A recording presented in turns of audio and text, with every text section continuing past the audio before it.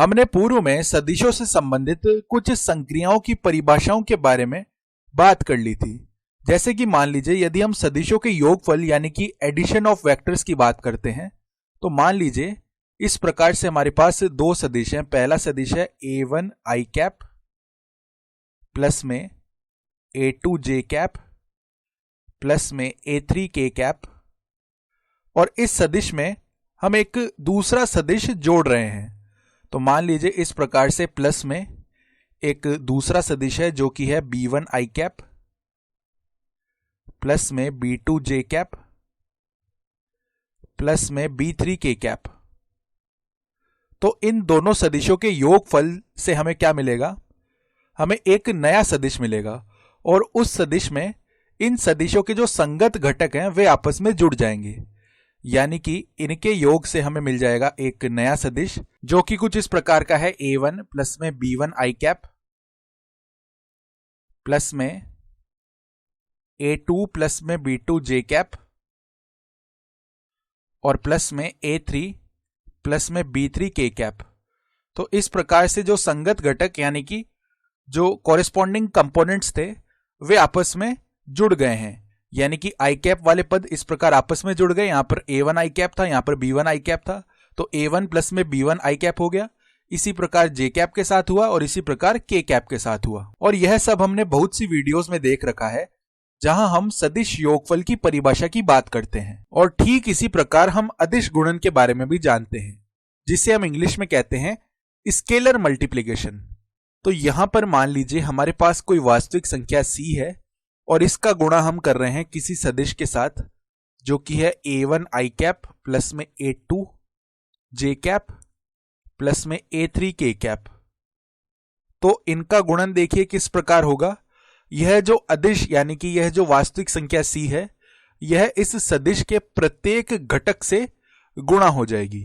तो हम कह सकते हैं कि यह बन जाएगा ca1 i कैप प्लस में ca2 j कैप प्लस में ca3 k कैप। तो हम देख पाते हैं कि अदिश गुणन से किसी सदिश की स्केलिंग हो जाती है, या दूसरे शब्दों में कहूं तो यदि हम 3 विमाओं या उससे कम विमाओं की बात कर रहे हैं तो हम कल्पना कर सकते हैं कि अदिश गुणन से किसी सदिश की लंबाई या परिमाप में परिवर्तन हो जाता है। जैसे कि यहां पर यह वास्तविक संख्या जब इस सदिश से गुणा हुई तो इस सदिश की लंबाई में परिवर्तन हो गया, और इस कथन को हम आगे अच्छे से समझेंगे। और यहां पर इस प्रकार से हमने यह दो संक्रियाएं देख ली। अब यदि मैं कुछ इस प्रकार के तरीके की बात करूं जिससे हम दो सदिशों का परस्पर गुणा कर पाएं, तो चलिए अब हम इसके बारे में बात करते हैं। तो सदिशों को गुणा करने के दो तरीके होते हैं, और हम आज की इस वीडियो में उनमें से एक तरीके की बात करेंगे जो कि है सदिशों का अदिश गुणन, जिसे हम इंग्लिश में कहते हैं डॉट प्रोडक्ट ऑफ वेक्टर्स। तो यहां पर यदि हम उसे लिखना चाहें तो चलिए इस प्रकार से इसे दर्शा लेते हैं, सदिशों का अदिश गुणन। और यदि हम कहना चाहें तो a vector dot b vector की हम बात कर सकते हैं। तो मान लीजिए एक सदिश है हमारे पास a वेक्टर यानी सदिश a, और इसके डॉट में यहां पर डॉट लिखेंगे हम। यदि क्रॉस लिखते हैं तो वह दूसरे तरीके का गुणा हो जाएगा, तो डॉट लिखेंगे। और दूसरा सदिश है सदिश b यानी कि b वेक्टर। तो a वेक्टर मान लीजिए कुछ इस प्रकार से है a1 i कैप प्लस में a2 j कैप प्लस में a3 k कैप, और इसके अदिश गुणन में यानी डॉट प्रोडक्ट में दूसरा सदिश है जो कि सदिश b है। तो मान लीजिए यह है b1 i कैप प्लस में b2 j कैप प्लस में b3 k कैप। यह कुछ इस प्रकार से है। तो अब देखिए इनका अदिश गुणन हम किस प्रकार से करते हैं।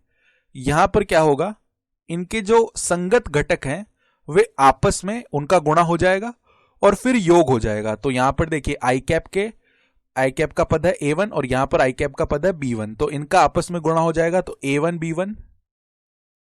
इसी प्रकार j कैप वाले पद भी आपस में गुणा हो जाएंगे, तो a2 b2, और इसी प्रकार k कैप वालों के साथ भी होगा, तो a3 b3। तो यह इनका अदिश गुणन यानी कि डॉट प्रोडक्ट आ गया है। तो यहां पर देखिए जब हमने दो सदिशों का अदिश गुणन किया तो हमें जो राशि मिली क्या वो एक सदिश है? नहीं, A1 B1 plus A2 B2 plus A3 B3 यह एक सदिश राशि नहीं है, बल्कि यह एक अदिश राशि है। तो यह पूरी क्या बनी, एक अदिश राशि। तो हमने यह समझ लिया कि दो सदिशों के अदिश गुणन से हमें एक अदिश राशि मिली। तो चलिए इसे हम एक उदाहरण लेकर समझ लेते हैं। मान लीजिए हमारे पास में इस प्रकार से यह एक सदिश है 2i कैप प्लस में 5j कैप, और इसके डॉट प्रोडक्ट यानी कि अदिश गुणन में एक दूसरा सदिश है 7i कैप प्लस में j कैप। तो इनका डॉट प्रोडक्ट किस प्रकार से हम ज्ञात करेंगे, यानी अदिश गुणन कैसे हम निकालेंगे।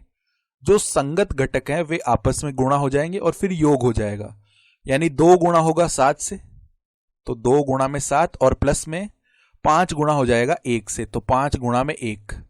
और इन दोनों ही सदिशों में जो k कैप का घटक है वह 0 है, तो जब 0 0 से गुणा होगा तो हमें 0 ही मिलेगा, और उसे यहां जोड़ने पर जो हमारा यह परिणाम आ रहा है 2 गुणा 7 प्लस 5 गुणा 1, इसके मान में कोई भी फर्क नहीं पड़ेगा। तो यह देखिए 2 गुणा 7 14 हो जाएगा और प्लस में 5 गुणा 1 5 हो जाएगा, यानी यह 19 बन जाएगा। 14 प्लस 5 19 होता है। उम्मीद करता हूं कि इस उदाहरण से आपको यह काफी हद तक समझ में आ गया होगा। तो चलिए एक और उदाहरण कर लेते हैं जिससे आपको यह पूरी तरह समझ में आ जाए। तो मान लीजिए हमारे पास इस प्रकार से यह एक सदिश है i कैप प्लस में 2j कैप और प्लस में है 3k कैप। इसका हम अदिश गुणन यानी कि डॉट प्रोडक्ट ले रहे हैं एक अन्य सदिश है जो कि है माइनस का 2i कैप प्लस में 0j कैप और प्लस में है 5k कैप।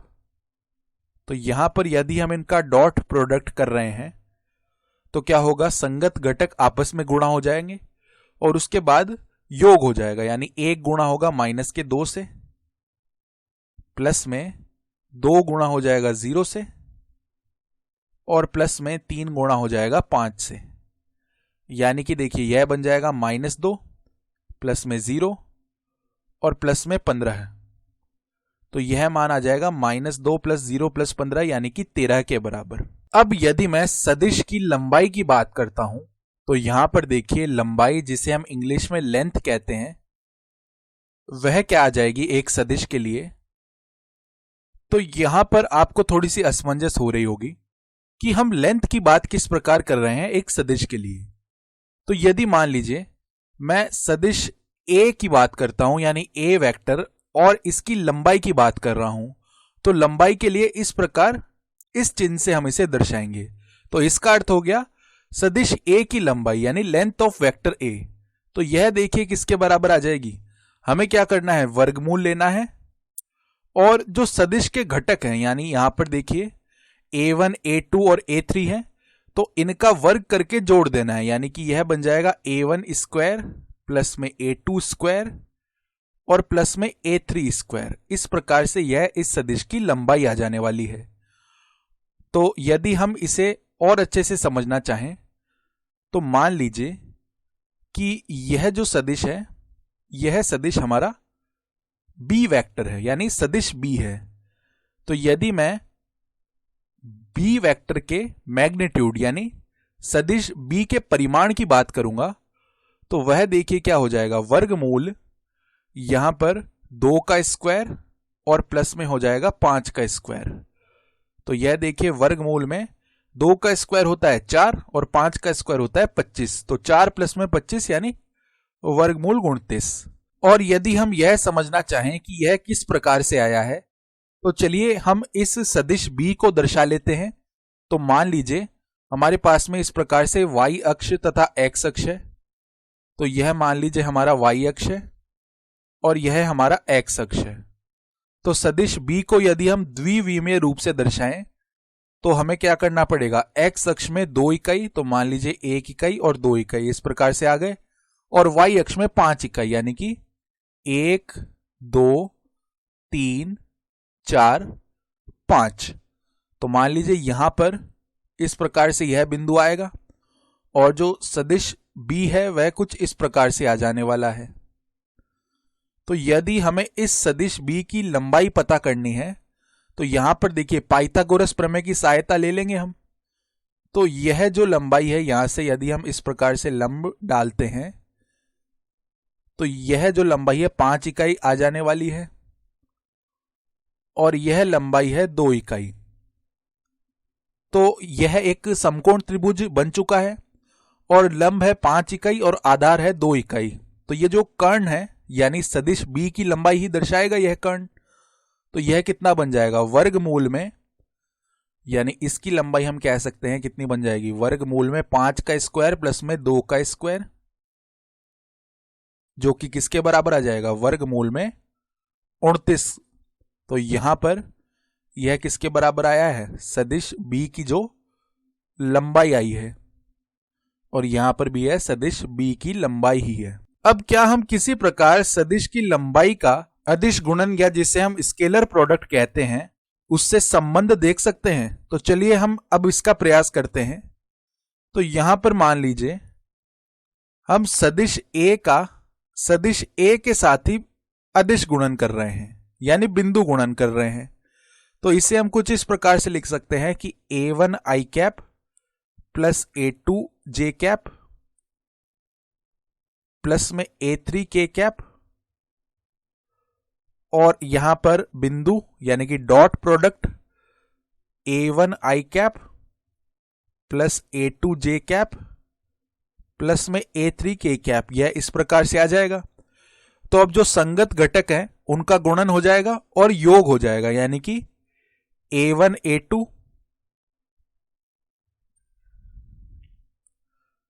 यानी कि a1 गुणा होगा a1 से तो a1 का स्क्वायर प्लस में a2 गुणा होगा a2 से तो a2 का स्क्वायर प्लस में a3 गुणा होगा a3 से यानी a3 का स्क्वायर।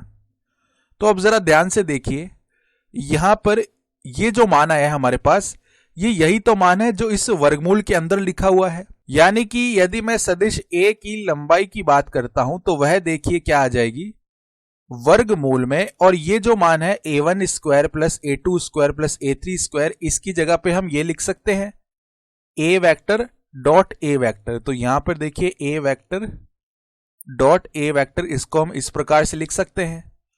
तो यदि हम दोनों तरफ वर्ग करते हैं तो अब हमें क्या परिणाम मिल गया कि किसी भी सदिश की जो लंबाई का वर्ग है वह किसके बराबर आएगा, उस सदिश का हम उसी सदिश के साथ अदिश गुणन कर लेंगे, यानी a वेक्टर की जो लंबाई का स्क्वायर है वह आ जाएगा a वेक्टर और डॉट प्रोडक्ट में a वेक्टर। तो हमें इस प्रकार से यह एक परिणाम मिल गया है जिसका हम भविष्य की वीडियोस में प्रयोग कर सकते हैं। तो इस वीडियो में हमने अदिश गुणन यानी कि डॉट प्रोडक्ट तथा सदिश की लंबाई का परिचय जाना।